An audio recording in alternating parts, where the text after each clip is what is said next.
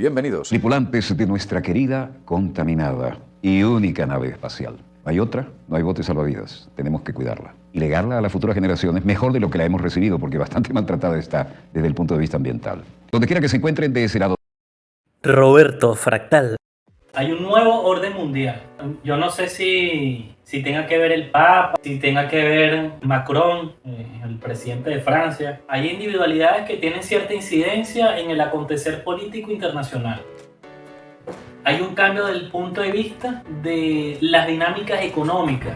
El dinero fiduciario se basa en la creencia. De ahí viene la palabra crédito. La pandemia ha sido parte de la creación de este nuevo orden mundial. Es un hecho porque ha cambiado las dinámicas sociales. Se ha sometido a la población a una continua restricción de fronteras exponencialmente cada vez más pequeñas. Al someter a la población a su domicilio, a su círculo relacional más íntimo, se han gestado políticas de control poblacional, se han gestado políticas de guerra cognitiva, siendo la guerra cognitiva un nivel superior de sofisticación en el uso de tecnologías para el lavado de cerebro masivo, con la utilización, por ejemplo, de la Big Data, de los ciberataques, de la manipulación a gran escala de todo el universo del discurso digital del hemisferio occidental para encauzar a las mayorías domesticables a tener una opinión sobre lo que está ocurriendo, por ejemplo, en Ucrania, el impacto económico que tiene en el europeo de a pie, la crisis social y los grandes abismos entre clases sociales que ocurren ahorita en Estados Unidos, la persecución a intelectuales de izquierda, por ejemplo en España, el bloqueo criminal y sistemático a distintos países del mundo, para que los centros económicos del mundo puedan seguir perpetuando sus hábitos de consumo, su estatus de dominadores, de dominación.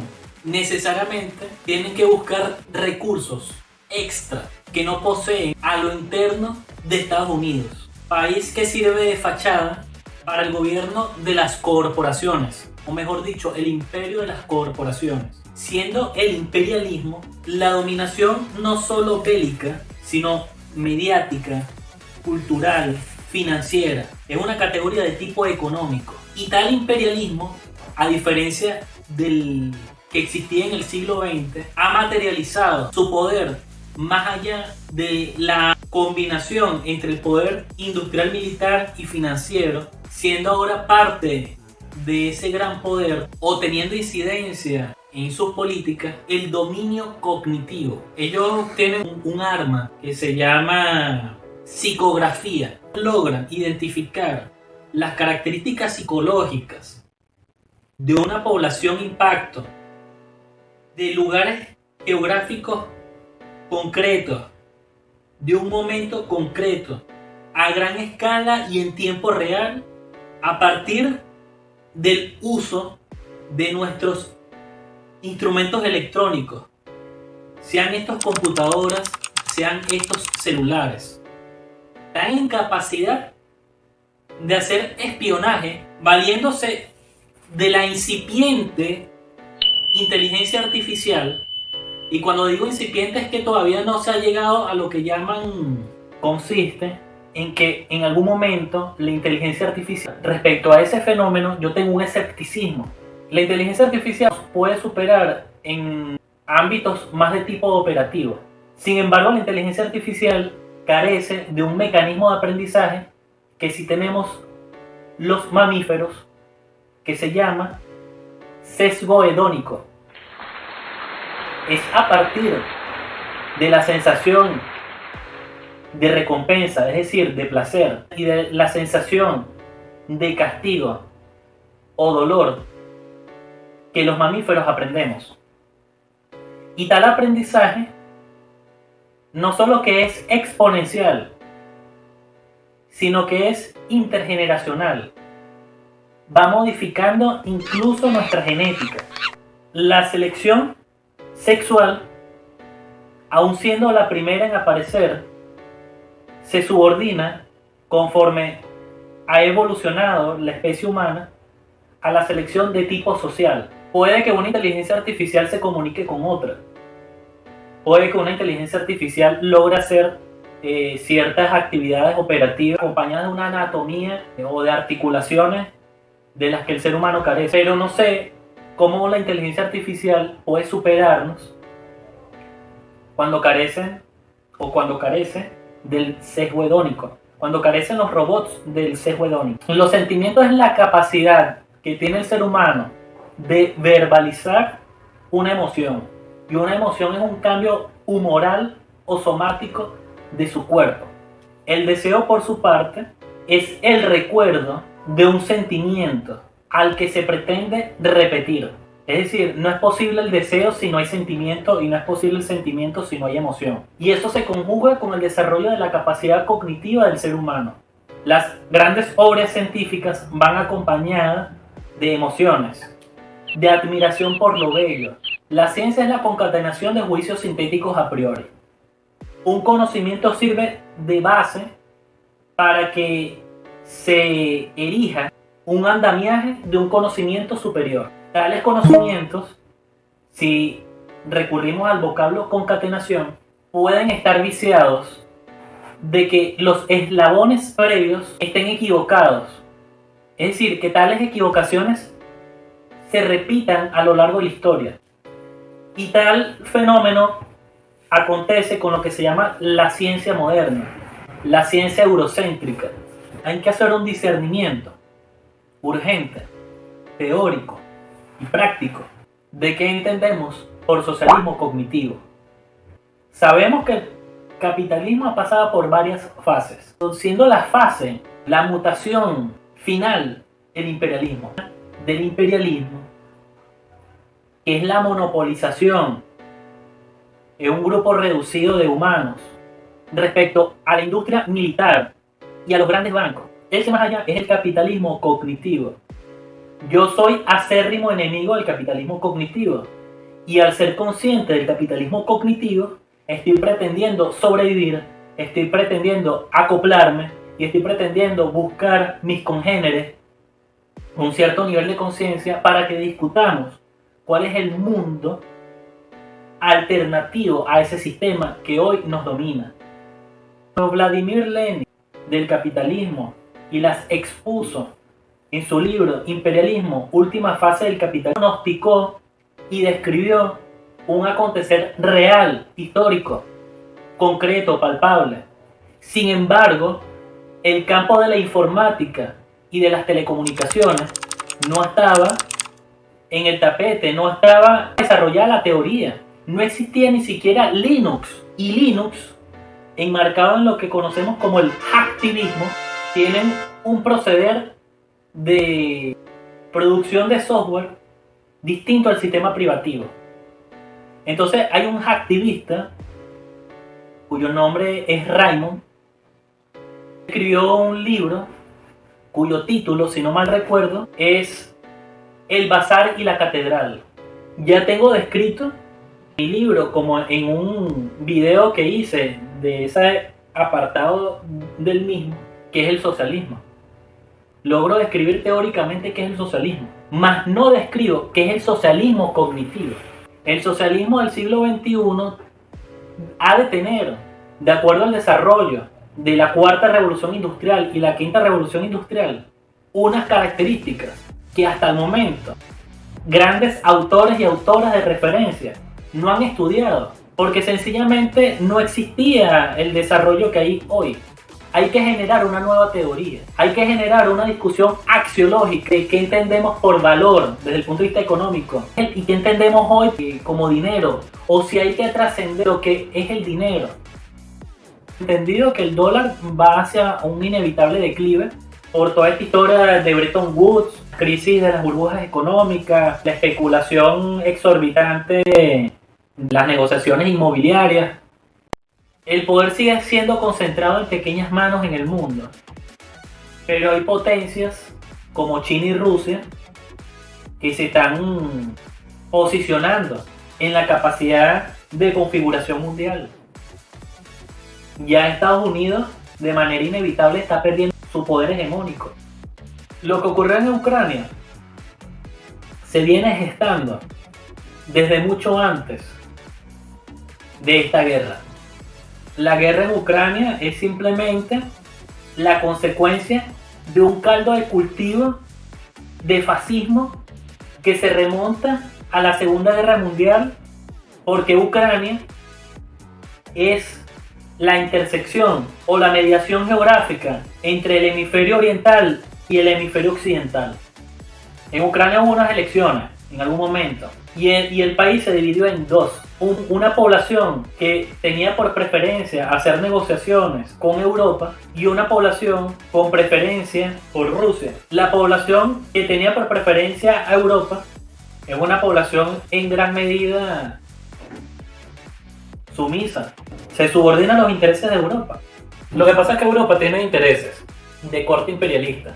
Tener incidencia imperialista, es decir, militar, doctrinal, cultural, en Ucrania, se expresa en la búsqueda de algunos políticos de asumir a la OTAN como guía. Lo que ocurre en Venezuela sigue siendo de importancia internacional porque hay un grupo que es Irán, Vietnam, China, Corea del Norte, Rusia. El socialismo es una formación social en la que los procesos productivos son hegemónicamente de corte solidario, no de corte explotador. Eso quiere decir que China, el desarrollo social y técnico instrumental tienen mayor evolución en ese sentido. Por tanto, son más socialistas de lo que lo es muchos países del mundo. El socialismo no es algo que se impone por decreto o por ley. El socialismo es una dinámica social, es una práctica social. No es una realidad estática, es una realidad dinámica con avances y retrocesos. Tanto en lo teórico como en lo práctico, tiene evolución e involución. La ciencia social no se para. Siempre hago el ejemplo del bombillo. Cuando se inventó el primer bombillo o el primer automóvil, no tenía el nivel de desarrollo tecnológico que tiene actualmente. Ha habido un desarrollo de la técnica y de acuerdo a las experiencias históricas y políticas, también ha aumentado el refinamiento de qué entendemos por socialismo, de acuerdo a las características de tiempo y espacio específicas de cada lugar en el mundo, de cada país en el mundo. El socialismo requiere de que los medios de producción, es decir, la materia prima y los medios de trabajo que van a transformar esa materia prima, se sometan a decisiones inteligentes de tipo cada vez más democrático. Para que ello sea posible, se requiere una población ilustrada, se requiere una población culta, se requiere una población instruida. Conforme se desarrolla la técnica, es decir, la razón técnico-instrumental, se logra que la naturaleza sea maleable para satisfacer necesidades humanas. Cuanto mayor sea el desarrollo de la técnica, menor es la necesidad de la presencia humana en los procesos productivos de tipo manual. Y lo que está ocurriendo hoy en día con la cuarta revolución industrial y el desarrollo del capitalismo cognitivo es que los grandes centros de poder tecnológico y financiero y militar pueden prescindir del ser humano. Eso va en sintonía con los planes de la élite de despoblar al globo terráqueo del exceso de humanos. La pandemia es parte de ese plan. Por eso es que la pandemia va en sintonía con el desarrollo tecnológico de estos centros de poder. La pandemia viene siendo orquestado de antemano para despoblar al planeta del excedente de seres humanos. Una de las características del capitalismo cognitivo es lo que se llama guerra cognitiva. Supera en cuanto a sofisticación tecnológica a la guerra de operaciones psicológicas. Hay un epistemicidio. La radio y la televisión son lo que yo llamo instrumentos migaja. que se deja a la población más vulnerable y con menor poder de decisión política para que se medio informen de lo que acontece en el mundo.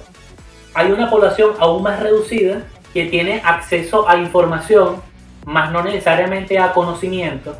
Es decir, tienen mayor acceso o tenemos mayor acceso a información inútil, pero está limitado por la matriz de opinión hegemónica impuesta. Por ejemplo, veo con cierta preocupación que RT Noticias pareciera estar desaparecida de YouTube. Algunos comunicadores sociales logran acceder a esas fuentes, pero en lo inmediato, el ciudadano corriente no logra acceder, no es masivo. O sea, yo pongo RT Noticias en YouTube y no me aparece. Parece ser que el motor de búsqueda, el algoritmo, impide a que si RT Noticias está allí, no pueda accederse de manera simple, sino que hay que tener los URL directos. Yo estoy compartiendo tales ideas y para lograr encontrar congéneres con los que discernir sobre el acontecer nacional, internacional, sin restringirme o restringirnos al diagnóstico. Por supuesto, es obvio que hay una heterogeneidad de puntos de vista, pero cuando una verdad es científica, es una verdad. No se puede estar pretendiendo que el camino es un relativismo absoluto.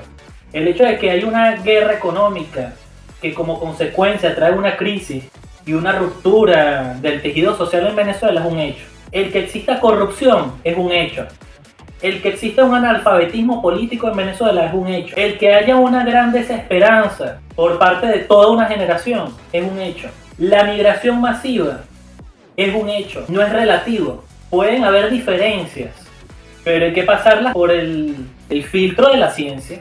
Eso lo está haciendo, por ejemplo, Curcio, lo está haciendo Osa con Valdés y lo está haciendo tantos otros y otras personas dedicadas a la ciencia que no tienen mediática, que no les interesa la mediática, pero que buscan aportar desde las academias, desde los libros, desde los artículos. Y hay un interés genuino, no son intereses egoístas. Hay una preocupación sincera por tratar de transformar las cosas. Claro que uno tiene una necesidad personal de satisfacer necesidades personales, pero ha de ir conjugado o en sintonía con la búsqueda de la satisfacción de un colectivo nacional, persiguiendo el bienestar del pueblo. Pero es preocupante, el poder adquisitivo del venezolano ya es un hecho, se ha pulverizado, hay una leve mejoría, hay una deuda social de prácticamente una década que no ha sido saciada. Y tal deuda social no se restringe nada más al poder adquisitivo inmediato, sino que permea a necesidades humanas de todo tipo, intelectuales, emocionales, de salud física, del acceso a una vivienda. Hay una proletización de la juventud. No todo el mundo tiene acceso ahorita a una vivienda, salvo que genere una prole o tenga una palanca.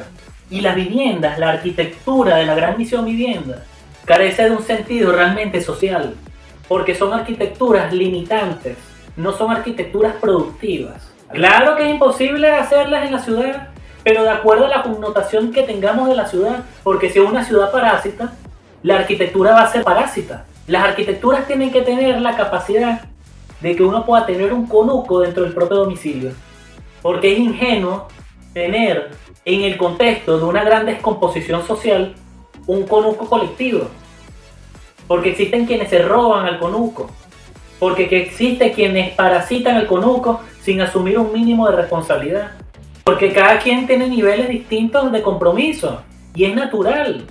Hay distintos niveles de compromiso y hay distintos niveles de necesidad. Hay personas con más necesidad de tener un conuco que otras, de mayor voluntad de tener conuco que otras. Pero hay que generar las condiciones arquitectónicas para que cada familia tenga la posibilidad de tener un proceso productivo, un pequeño taller en la casa, un pequeño laboratorio, la democratización del producir arte, del producir ciencia, del producir agricultura.